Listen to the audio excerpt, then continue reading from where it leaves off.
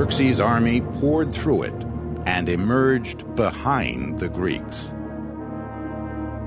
The position of Leonidas was now hopeless. He ordered his Greek allies to retreat. With his 300 Spartans, he would stand at Thermopylae against the entire Persian army and hold them off for as long as possible. In admiration, 700 troops of the city-state Thespiae stayed to fight alongside the Spartans. After the second day of battle, Aristodemus and another Spartan, Eurytus, had taken ill. Leonidas had ordered them to rest, but now the Persians were closing in. Eurytus called for his armor and put it on. But Aristodemus's heart failed him, and he stayed behind.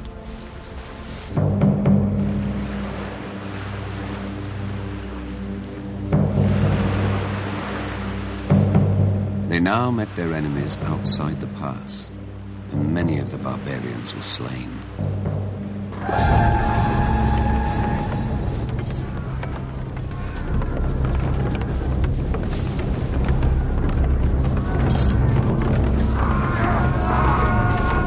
Many were thrust into the sea and there drowned, and more by far were trodden down bodily by each other, none regarding who it was that perished.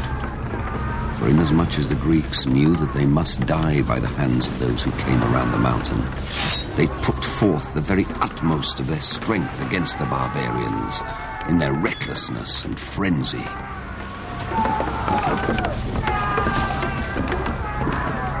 In the thick of battle, King Leonidas fell. The fiercest fighting now took place for his body.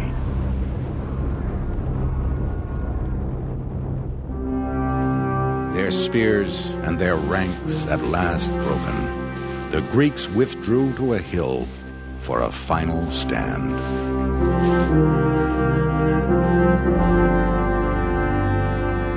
In that place they defended themselves with their swords, as many as still had such, and with their fists and teeth, till the barbarians overwhelmed them with missiles. Thus did the men of Sparta and Thespiae bear themselves.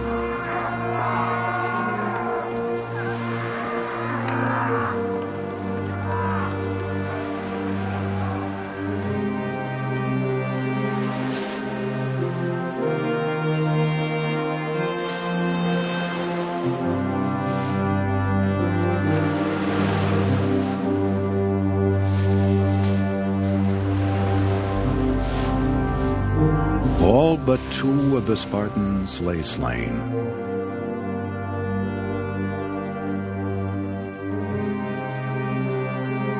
The poet Simonides composed an epitaph for the Spartan dead.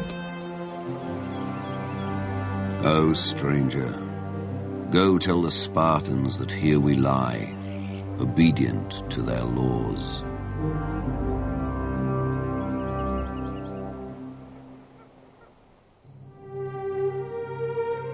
One warrior did not lie there, Aristodemus. For a Spartan, this was the worst fate.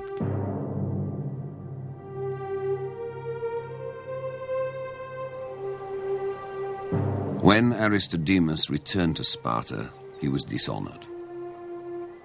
No Spartan would give him fire nor speak with him, and they called him for his disgrace Aristodemus the coward.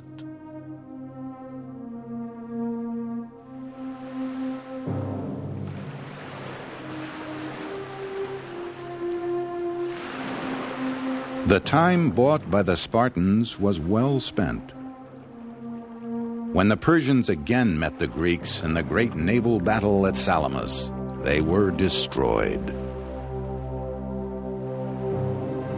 Xerxes' dream of conquering Greece went down with his ships.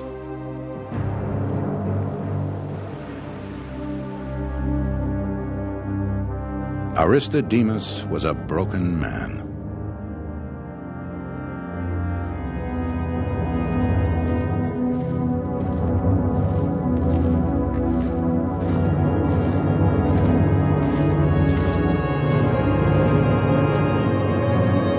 Fighting a year later at Plataea, he plunged into the enemy line and ended his misery.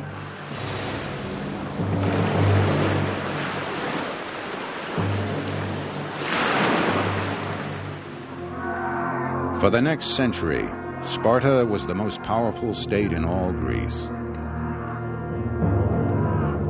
In 404 BC, it defeated its proud arch-rival, Athens. But for the inflexible Spartans, new lands proved easier to win than to rule.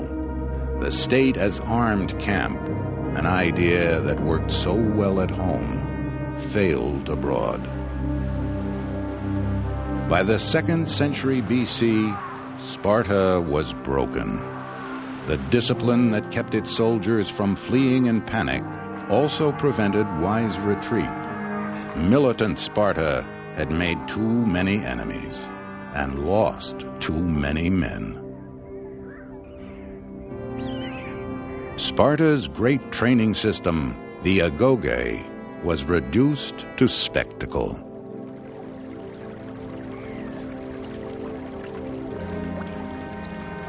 The boys in Sparta are lashed with whips during the entire day at the altar of Artemis or Thea, frequently to the point of death.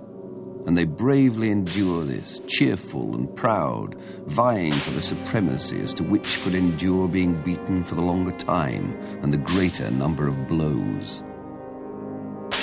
The one who is victorious is held high in repute.